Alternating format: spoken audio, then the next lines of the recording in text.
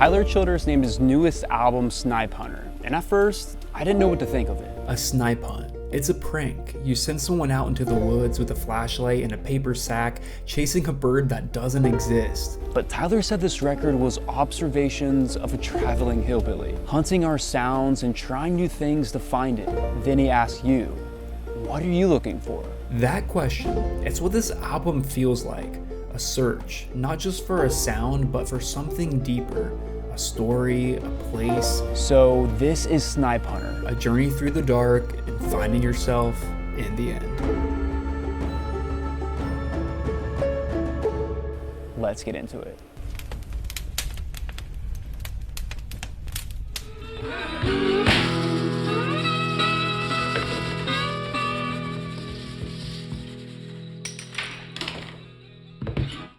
In a way, Tyler Childers' career couldn't be further from a snipe hunt. It's safe to say he's captured the essence of Appalachia and completed a rite of passage to become among the country music giants. He's never gone astray or deceived, but he has chosen some unexpected paths. Even from a newcomer from the hills of eastern Kentucky, Tyler knew the stories that he wanted to tell. Of course, many of them were directly inspired by home. His early music is filled with stories of hardship in Appalachia, notably in Hard Times and Coal from his 2011 album Bottles and Bibles, which he recorded before he was even 20 years old.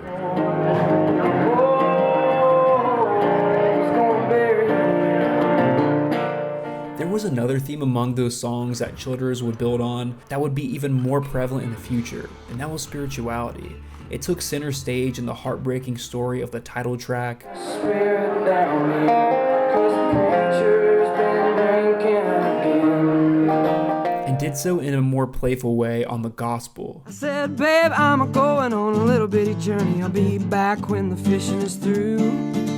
His next recordings with Red Barn Radio features touching fan favorites Shake the Frost, You remind me of a Sunday back home in and Follow You to Virgie. I will follow you to Virgie, 'cause that's what us boys. As well as future hit White House Road. Childers would only grow his following with Nose on the Grindstone on the 3-track Our Vinyl sessions. Your nose on the grindstone and out of the pills. If you want to call Our Vinyl a big break, you definitely could, but this came as real big break, Purgatory. My buckle makes impressions on the inside of her. It was released in August of 2017, produced by industry giants like Sturgill Simpson and David Ferguson. Signature song Feathered Indians led the way and remains his most streamed song. White House Road brought strong energy, and spirituality made a return on Born Again and Universal Sound. Once I was a broken heart, and once I tore your heart apart. Childers carried that momentum into 2019's Country Squire, again produced by Simpson and Ferguson. The popular All Yourn was nominated for Best Country Solo Performance. All yours, you're all mine. And he's even performing it with mainstream pop stars now.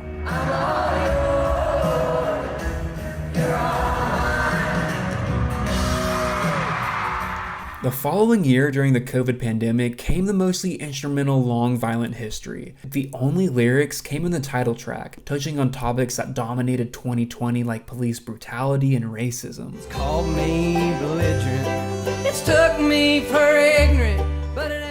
Childers made a call to action for his fans, encouraging them to show empathy during a divisive time. My favorite off the album has to be Zolly's Retreat. I just love that tune. Then came his full embrace of gospel music, with the ambitious 24-track album Can I Take My Hounds to Heaven. 8 songs were recorded in 3 different versions, including a cover of Hank Williams' Old Country Church and a re-recording of Purgatory. With my friends at the Old Country Church. Childers takes his fans through a journey spanning more than an hour and a half. The much shorter Rustin' in the Rain dropped about a year later, highlighted by lead single In Your Love. I believe I found it here in your love. The song and music video received 3 Grammy nominations. The middle and end of the album features covers like Help Me Make It Through the Night, I don't care who's right or wrong, and Space and Time. I never wanna leave this world. and now the nearly 2-year gap between albums has closed. Enter Snipe Hunter. First, before we do anything, let's get into the cover art, and dang, it's gorgeous as I do say myself. The artwork is seriously beautiful, done by Eric Thor Sandberg. When it first came out, fans were dying to find different Easter eggs, most notably fans wanting to find anything that was going to relate to Jersey Giant, of course. But it was this teaser at a barbershop with Casey Campbell that relayed the first bit of real evidence. What's the cleanup for, boss man? He's getting his haircut, saying he needs to get cleaned up because the boys told him to look his best and meet him at the hunting club. Well, boys called a meeting at the hunting club. Said to dress my best and clean myself up some, so came to get my ears lowered, you know. But while the barber is cutting his hair, an instrumental of Nose on the Grindstone is playing. And then, right after he's done getting his cut, the barber calls Onita up. Onita! Okay, so now we're on to something here. And behold, the first two singles were Nose on the Grindstone and Anita. Daddy worked like a mule mining Pike County coal. Like we mentioned, Nose on the Grindstone was originally recorded on the YouTube channel Our Vinyl for the whole world to see back in 2017, and man, it did not disappoint. Just children singing this acoustic in black and white, gritty, deep, and personal. Little did they know that this would be viewed more than 55 million times. Well, Daddy, I've been trying, I just can't catch a break. Let me repeat, 55 million. Insane. But on June 12th of this year, he released his new version. And at first, it sounds pretty similar in the beginning, with just his acoustic guitar, but then these haunting keys come into the picture that sounds like an old-time church organ, which personally, I like a lot. Well, Daddy, I've been trying, I just can't catch a break. The song depicting the rough ways of life that many get sucked into the region, with Tyler giving us the reminder to keep your nose on the grindstone and out of the pills. And it still rings true to this day in 2025. The production of the vocals do sound quite a bit different compared to the previous version, and they obviously will because it was a live session back then, but I personally might have to adjust a bit and get used to the new version and what it sounds like. But now let's jump into the second single, Onita. Onita, I know that I'm younger than most, but I'm willing. I would probably say that I enjoy this one a little bit more than Nose on the Grindstone. Really, I think this song is just beautiful, from the way the food stamps play on this track, or the story Tyler paints in this song. It's a masterpiece, really. The Lexington Herald leader called it a country waltz, and I'd have to agree with that. But when was this track performed live for the first time on a large scale? Well, we can go back to his Red Barn radio days, where Tyler himself said this song is about loving older ladies. I probably ain't played it but a handful of times since. This is about loving older ladies. And I'm letting her lead as we dance in the dark. Lyrically in the song, there's an older girl in the picture where he has a strong attraction to. And hey, my wife is older than me, so I can't blame him. But there was a theory online that there was a religious community in New York in the 1800s where they would practice group marriage, and the older women in the community would act as mentors for the younger men, if you get what I'm putting down. So the name Anita and the woman Tyler is referring to could be a metaphor for that, but it isn't confirmed. Overall, this is one of the best tracks on the whole record, and it's pure Tyler Childers. Onita, I know that I'm younger than most, But do y'all remember seeing this video a while back? It's actually Tyler and Sonora performing Snipe Hunt. now when I was a young boy, I thought I could track and an old timer sat down. He's played this live for quite some time as well, with this recording from Norway in 2018 and his meaning behind the song. You guys go snipe hunting over here? Yeah? Okay. They pulled that trick on me when I was a kid too. You know, and we still pull it from time to time on buddies that don't know any better and didn't have that happen to them when they were a kid. This isn't about that. This is about those people that get under your skin and just, you know, just forgetting about them. It's a new one I've been working on. I think I'm going to call it Snipe Hunter, though. So it might have been a surprise when the official track sounded completely high energy and experimental.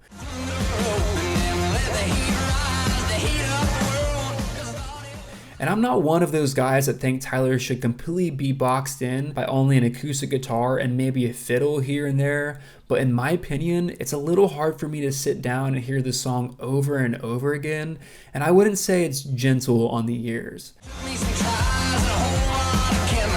I still love his voice, but I probably wouldn't have done it this way. But speaking of the shift in sound on this record, it kind of continues his previous album Rustin' in the Rain, and taking it even more into that southern rock type of sound. Just a full band where the food stamps are ready to rock. And for those type of tracks, we can immediately start with Eatin' Big Time. There's a man in the doorway.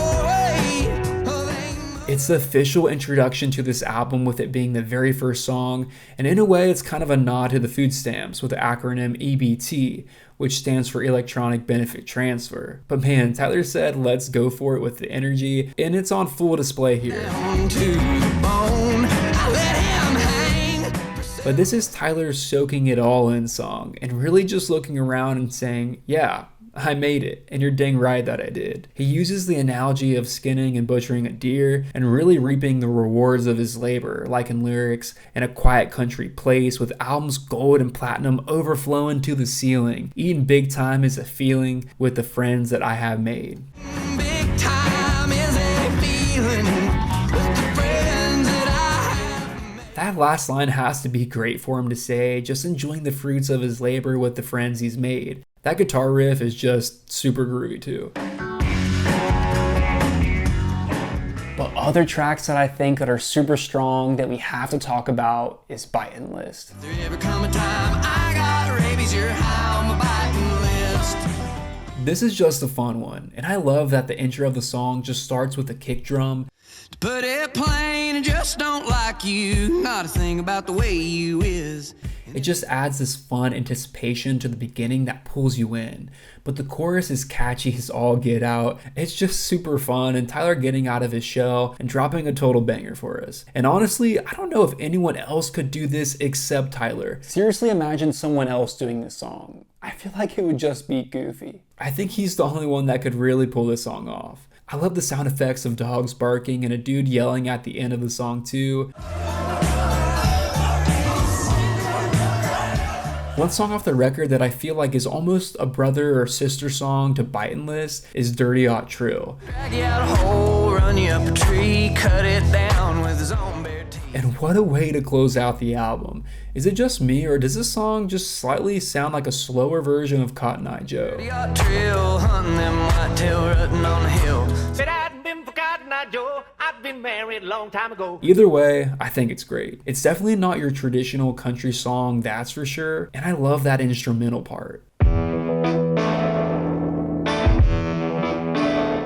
What really carries that song is the irresistible hook, and it'll be played by Childers fans for years to come. It just sounds like Tyler and the Food Stamps are having a ball playing this one in the studio. This song reintroduces what seems to be a real life character that was also in Poachers. But Tyler describes that Trill is just that dude. Them whitetail rutting on the hill, throwing that lid, laying them still. This is a song that has tons of swagger, and can you imagine being Trill in real life and getting to play your own personal theme song everywhere you go? That would be crazy in my opinion. But let's go back to Poachers because that's where he introduces Trill. And this song has this old school 60s or 70s vibe to it that we haven't heard of Tyler. And that's really the theme here. A lot of these songs instrumentally don't sound like his normal stuff.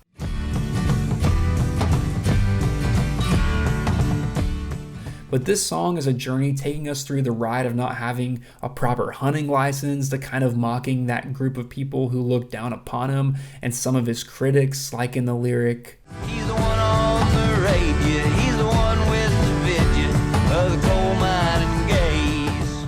A lot of these songs are a lot to unpack, so let me know in the comments what you think this song is directly about, and a lot of the others too, so we can all help each other in the comments. Let's go to another track from Tyler that goes straight into that rock influence again, and that is his Australian koala kangaroo inspired song, Down Under. Down under is forever and a day.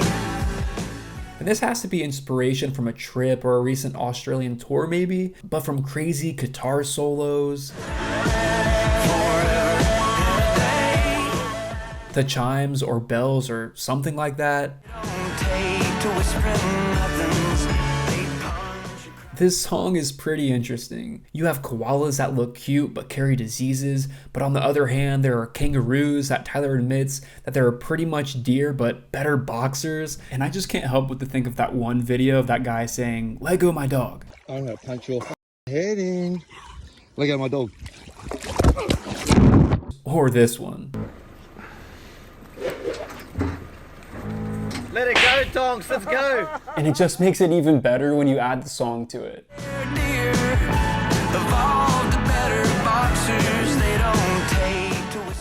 But in all seriousness, I don't know how deep you want to go with this song, but I mean, I guess it's all about the experience of life, right? And the journey. He sings, "But that ain't what I'm chasing, and life is more than treasures born. From since a light and pleasure, and I would not take a thing for my journey down under." Leading us to do a little more self-reflection, or you could say for at least Tyler in his career, is cutting teeth.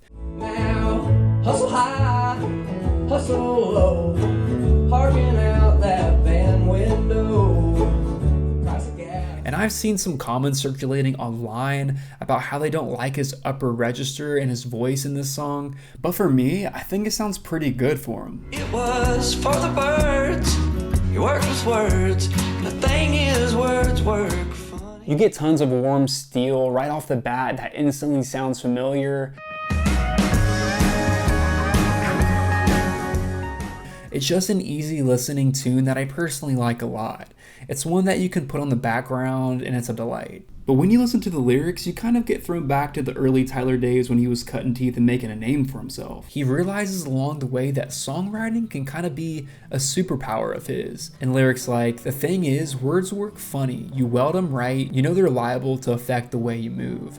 And we all know the impact he's made on all of us with welding words right. You kind of start to get sentimental when you think about it just because it's been so cool to see his come up. I'm so sad I wasn't able to attend it, but he played at our county fair in 2018 during this cutting teeth period, I guess you could say. I guess maybe that was a little bit after. And all of you that did see him before at 2018, congrats, because you were early to the party. Getting to the bottom keeps the country rock train moving with a groove that you can't help but move to, but in a way, it's a hard-hitting song. The old folks are at home.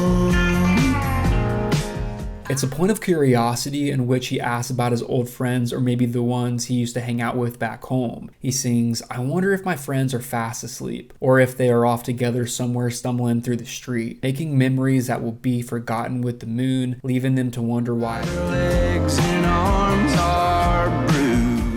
As everyone remembers, there are a lot of songs from early in Tyler's career that could have him fall under the guys that are stumbling through the streets, but now he takes more of the wise perspective and he realizes that he doesn't need to live that hard lifestyle anymore to feel something. He never wants to get into that headspace where he feels like there's a roommate moving in or have these evil urges like he talks about, but he got to the bottom of it and he's never looking back. While they grind their teeth like hell. Also, the solo here is killer, but I can't help but to think of that circus clown music. Y'all know what I'm talking about?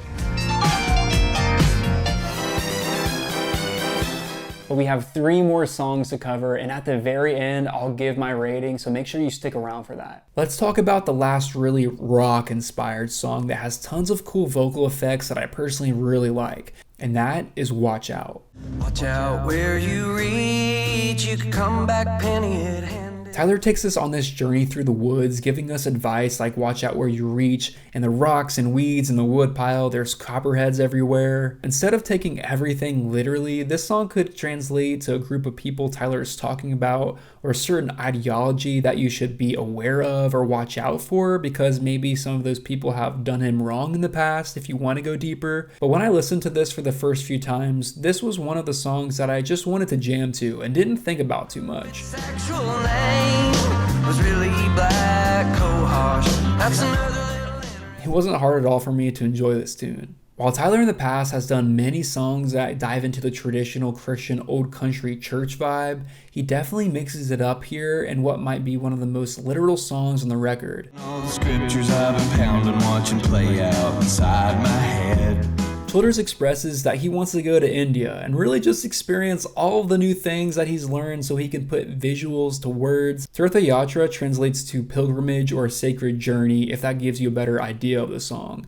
The snare drum just makes the song sway back and forth, and the keys are just awesome. It is just a chapter and an epic about a footbridge wide. Tyler's voice in the verses kind of follows that drum beat and it just flows. It's definitely one of the more different songs that he's done, but honestly, I could see this be on one of his earlier albums, and it's kind of done just more in a different instrumental way, if that makes sense. And that leads us to the final song, Tomcat and a Dandy, a folky fiddle tune where it could almost sound like it could have been on his album Long Violent History.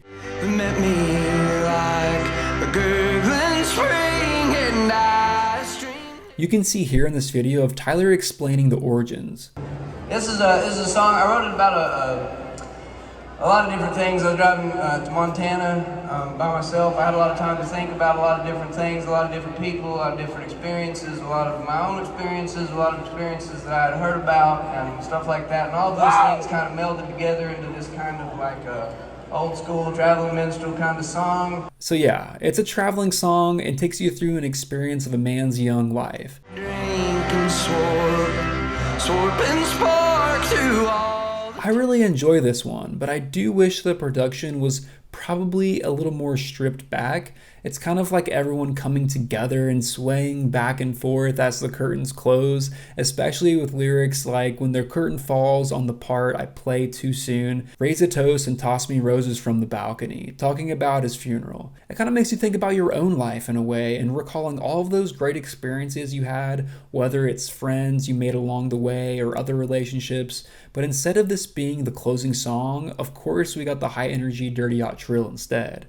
Not a dry amongst the tomcats and the dandy. But as you can see going through this whole album, Tyler has done a lot of traveling, a lot of wandering, and a lot of learning and hunting for his own path in life.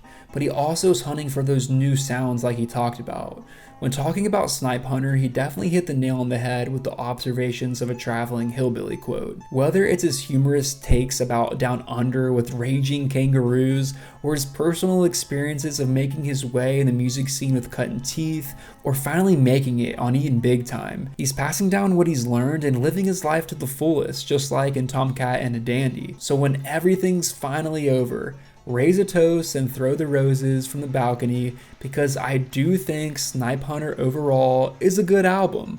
Would I call it a great album? Probably not, but I do think more than half of these songs I'll come back to a lot, being Anita, Dirty Yacht Trill, Bitin' List, Watch Out, Getting to the Bottom, Cutting Teeth. If I'm being honest, with Nose on the Grindstone, the original live recording will always hold a special place in my heart, so that's hard to beat. If y'all really want a rating, I'd give it a 7 out of 10. There's some great spots on this record, but there's some things that I'd like to be different production-wise, but hey, that's alright. As a fan, I'm satisfied overall, and I think this was a good record for Tyler. What were some of the things you loved on this album, and what are some of the things you wish could be different? But before you all go, I want to give a shout out to our latest live session that we did with JD Clayton. JD is an Arkansas-based southern rock and country artist that has tons of soul. Slow and steady, easy does. We got to go down to Marshware's first ever flagship store in Charleston, South Carolina, and do it there, and it was a total blast. Check it out and let me know what you think. We put a ton of work into these. But other than that, I'll see you guys in my next video. Take care.